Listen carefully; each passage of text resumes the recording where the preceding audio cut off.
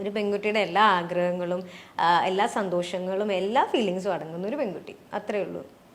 Okay. കൂടെ ഉള്ളവർ ഓരോ അയ്യോ ഞാൻ കാണിച്ചില്ല. കൂടെ ഉള്ളവർ ഓരോ മുട കാണിച്ചതിന്റെ പേരിൽ അനാവശ്യ കുഴപ്പത്തിൽ ചെന്ന് ചാടിയിട്ടുണ്ട്. എന്ത്? കൂടെ ഉള്ളവരെ ഓരോ മുട കാണിച്ചതിന്റെ പേരിൽ അനാവശ്യ കുഴപ്പങ്ങളിൽ ചെന്ന് ചാടിയിട്ടുണ്ടോ? ഇല്ലേ? ഇല്ല. ആരെങ്കിലും കാരണം? ഇല്ല ഇല്ല ഇല്ല. അടുത്ത് ഞാനല്ലെങ്കിൽ ആരുടെ അമ്മ കൂടെ ഉണ്ടാവാറുണ്ട്, വേറെ പിന്നെ അമ്മ പ്രത്യേകിച്ച് കുഴപ്പങ്ങളൊന്നും ഉണ്ടായിട്ടില്ല. അമ്മേനെയാണോ ഉദ്ദേശിച്ചത്? അമ്മ അങ്ങനെ കുഴപ്പക്കാരിയൊന്നുമല്ല. ഇപ്പോഴും അമ്മ ഇവിടെ ഇവിടെ അമ്മ അങ്ങനെ കുഴപ്പക്കാരിയൊന്നുമില്ല. അമ്മ കാരണം പ്രശ്നങ്ങളൊന്നും ഉണ്ടായിട്ടില്ല. ചില കണക്കുകൾ വീട്ടാനുള്ളതാണെന്ന് കരുതി മനസ്സിൽ ഇപ്പോഴും അതൊക്കെ സൂക്ഷിച്ചു വെച്ചിട്ടുണ്ട്. കണക്ക് വീട്ടുന്നാണ് പണി ഇവിടെ. ഞാനിങ്ങനെ പ്രതികാരം വീട്ടുക അങ്ങനെയൊന്നുമില്ല. ഇല്ല. ഐ ഓൾവേസ് ബിലീവ് ഇൻ കർമ്മ. കർമ്മ എന്നുള്ളൊരു സംഭവം ഉണ്ട്. നമുക്കത് എന്താ പറയാ, അങ്ങനെ പ്രതികാരം വീട്ടുക, നമുക്ക് നമ്മളുടെ സന്തോഷത്തിന്റെ പുറകെ പോവുക, അത്രേ ഉള്ളൂ. അല്ലാതെ അവിടെ പോയിട്ട് പ്രതികാരം വീട്ടണം. എനിക്ക് ഒരാളെ ഇഷ്ടമല്ലെങ്കിൽ ലൈക്ക് ഞാൻ മാക്സിമം അവോയ്ഡ് ചെയ്യും, അത്രേ ഉള്ളൂ. ഇങ്ങനെ പറയാ, ഞാൻ ആ നമ്മളുടെ വേൾഡിൽ അവരില്ലാത്ത രീതിയിൽ ഞാൻ പിന്നെ ആ ഫേസേ കാണൂല. ഇല്ല, അത് ഞാൻ എൻ്റെതായിട്ടുള്ള സന്തോഷത്തിൽ അല്ലെങ്കിൽ എനിക്ക് നമ്മൾക്ക് ഒരുപാട് കാര്യങ്ങൾ ചെയ്യാനില്ലേ, ചുമ്മാ റിവെഞ്ചിന്റെ പുറകിലൊക്കെ പോയി കഴിഞ്ഞു കഴിഞ്ഞാൽ. ബട്ട് കർമ്മ എന്ന് പറഞ്ഞൊരു സംഭവം ഉണ്ട്. നമ്മൾ എന്താണോ ചെയ്യുന്നത് തിരിച്ച് നമുക്ക് എപ്പോഴായാലും നമുക്ക് കിട്ടിയിരിക്കും. ഐ ഓൾവേസ് ബിലീവ് ഇൻ കർമ്മ. ഒരു സിനിമ കണ്ടിട്ട് ഞാൻ കൂടെ അതിലുണ്ടായിരുന്നെങ്കിൽ എന്ത് രസമായിരുന്നു എന്ന് ആശിച്ചിട്ടുണ്ട്? ഒരുപാട് വട്ടം. ഉണ്ടോ? ഏതൊക്കെയാ? 2 പടം പറ. എനിക്കിപ്പോ റീസെന്റ് ആയിട്ട് പറയാനാണെങ്കിൽ കൊറേ പടം തോന്നിയിട്ടുണ്ട്. ഇതിൽ ഒരു പടമായിട്ട് എനിക്ക് ഏതെങ്കിലും കാണും.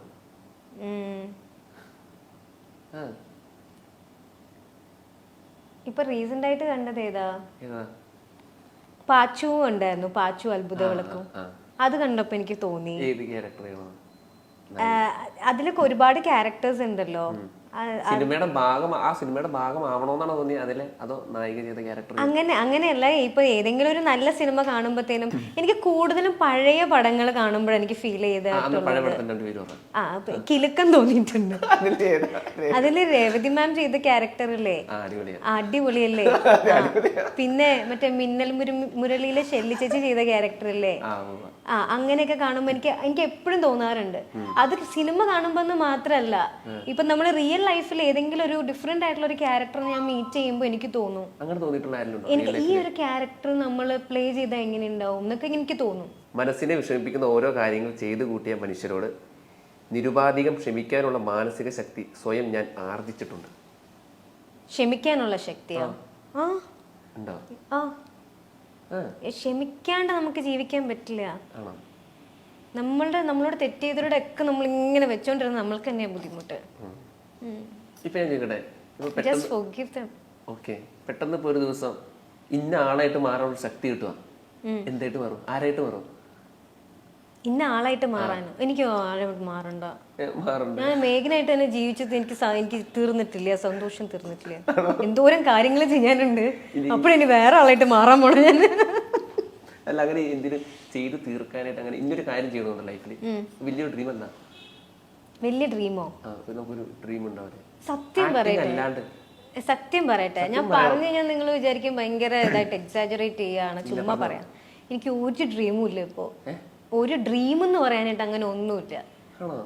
പിന്നെ ആരെങ്കിലുമായിട്ട് മാറണമെന്ന് വെച്ചാൽ സത്യമായിട്ടും എനിക്ക് ആഗ്രഹമില്ല. കാരണം ഇപ്പോഴുള്ള മേഘ്ന എന്ന് പറയുന്നത് ആ ഒരു ലൈഫിൽ ആ ട്രാവൽ ഉണ്ടല്ലോ, അത് ഒരുപാട് ലെസൺസ് ആയിരിക്കാം, ഒരുപാട് നല്ല സന്തോഷമായിട്ടുള്ള മൊമെന്റ്സ് ആയിരിക്കാം. ഇതെല്ലാം കൂടെ ചേർന്നിട്ടാണ് ഇപ്പൊ നിൽക്കുന്ന ഒരു മേഘനായിട്ടുള്ളത്.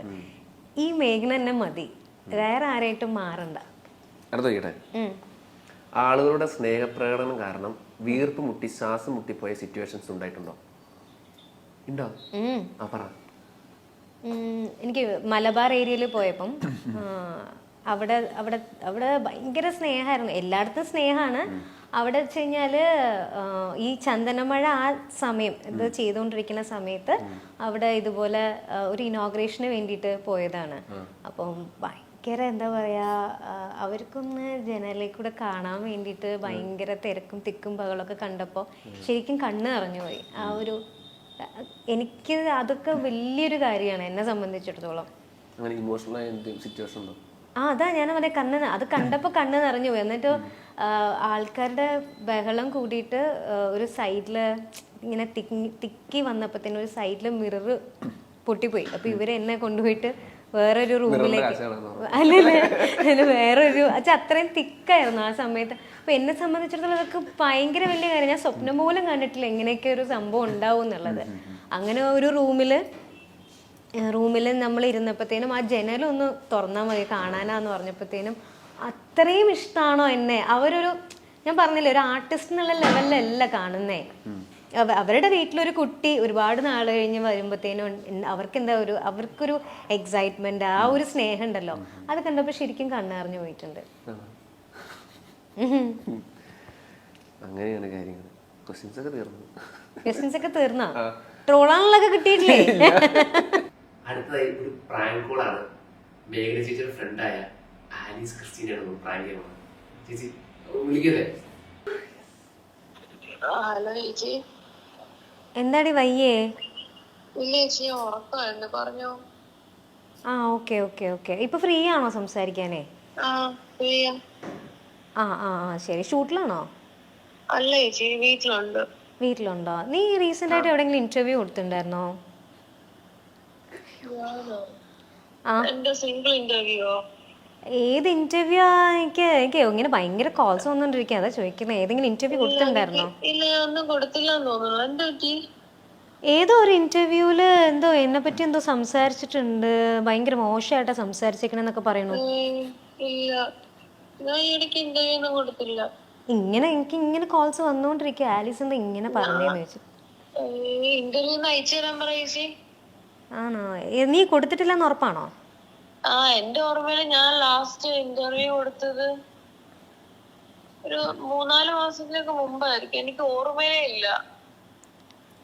എന്തോ ചേച്ചി ഭയങ്കര ജാടയാണ്, ആ രീതിയിലൊക്കെ സംസാരിച്ചു. ഭയങ്കര ഭയങ്കര അഹങ്കാരം. ഇന്റർവ്യൂ അയക്കാൻ പറ അവരടുത്ത്. ആണോ? ആ ചേച്ചി പറ, ഞാൻ ഇന്റർവ്യൂ അയക്കാൻ കണ്ടു കഴിഞ്ഞിട്ട് അവളെ വിളിക്കാം. ഞാനും വിചാരിച്ചു നീ എന്നെ പറ്റി അങ്ങനെയൊക്കെ പറയോ, നമ്മൾ അത്ര ഇതായിട്ട് എപ്പോ തൊട്ടുള്ള ബന്ധം. ഇല്ല, ഇന്റർവ്യൂ ഞാൻ കൊടുത്തിട്ട് തന്നെ കൊറേ കാലമായി.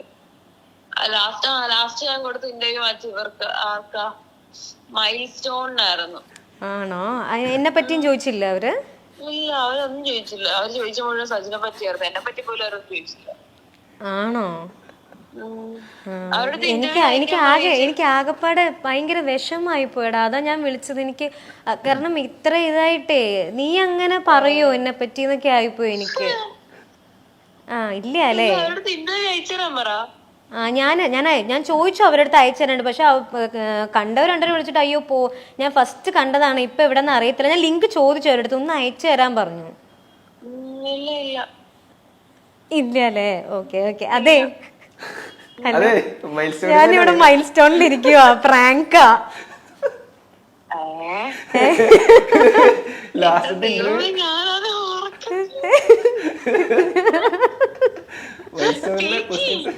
ചേച്ചി അയ്യോ പാവട്ട, ഞാൻ എവിടെ നിന്നുണ്ട്. നീയാണെങ്കിൽ ഞാൻ ലാസ്റ്റ് കൊടുത്തത് മൈൽ സ്റ്റോണിന്റെ ഇന്റർവ്യൂ ആണെന്നൊക്കെ പറഞ്ഞോണ്ട് ഞാൻ ദൈവമേ ഞാനിവിടെ നിന്നുണ്ട് വേർക്കുമായിരുന്നു. ഇവര് വിടുന്നില്ല, ഒരാളെ വിളിച്ചേ പറ്റുള്ളൂ, ഒരു ഫ്രണ്ടിനെ വിളിച്ചേ പറ്റുള്ളൂ എന്നും പറഞ്ഞോണ്ട് പ്രാങ്ക് ചെയ്യാൻ പറഞ്ഞിട്ട്. പാവട്ടെ, നന്നായിരുന്നു. ശരി, എന്നാലും എന്നെ പറ്റി പറഞ്ഞ തീരെ മോശമായി പോയിട്ടോ. ശരി ശരി, 5 മിനിറ്റ് കഴിഞ്ഞിട്ട് ഞാൻ വിളിക്കാം, നീ പ്ലിങ് ഇതൊന്ന് മാറ്റിക്കോ. ശരി. പാവം പ്ലിങ്ങി പോയി. ഞാൻ അവസാനമായിട്ട് കൊടുത്ത മൈൽ സ്റ്റോൺ പാവട്ടോ. പക്ഷേ അങ്ങനെയാണ്. പുതിയ വെബ് സീരീസിന്റെ കാര്യമൊക്കെ ഒന്ന് വരണമെന്ന് പറഞ്ഞാണോ? ആ ഒരു ചെറിയ രീതിയിൽ ചെയ്യുന്നുണ്ട്. അങ്ങനെ വെബ് സീരീസ് ഭയങ്കര സംഭവമായിട്ടല്ല, ചെറിയൊരു രീതിയിൽ എന്തെങ്കിലും ചെയ്യണമെന്ന് തോന്നിയപ്പോൾ ചെയ്തൊരു സംഭവം. സ്വന്തം ചാനൽ തന്നെയാണോ? ആ അതെ, മേഘ്ന സ്റ്റുഡിയോ ബോക്സിൽ തന്നെയാണ് വരുന്നത്. അതിന്റെ ട്രെയിലർ ഇറങ്ങിയായിരുന്നു, കണ്ടായിരുന്നു? ഇന്നലെ കണ്ടായിരുന്നു രാത്രി. ആ അതെ അതെ. അതൊരു ഫാമിലി കോമഡി സീരീസ് ആണ്. അതൊരു ഫാമിലിനെ നമ്മൾ ഇൻട്രൊഡ്യൂസ് ചെയ്യുന്നതാണ്. നല്ല കുടുംബം എന്നാണ് സീരീസിന്റെ പേര്. ഒരാൾ മാത്രം, ഞാൻ മാത്രമാണ് അതിനകത്ത് അഭിനയിക്കുന്നത്. പക്ഷെ മോസ്റ്റ്ലി ഞാൻ തന്നെയായിട്ട് മാക്സിമം ശ്രമിക്കാറുണ്ട് എല്ലാം ചെയ്യാൻ വേണ്ടിയിട്ട്. അതല്ലെങ്കിൽ ടെക്നിക്കൽ സപ്പോർട്ടിന് ഞാൻ പുറത്തുനിന്ന് ആളെ വിളിക്കും. നമ്മുടെ ടീമായിട്ട് നമ്മൾ ചെയ്യും.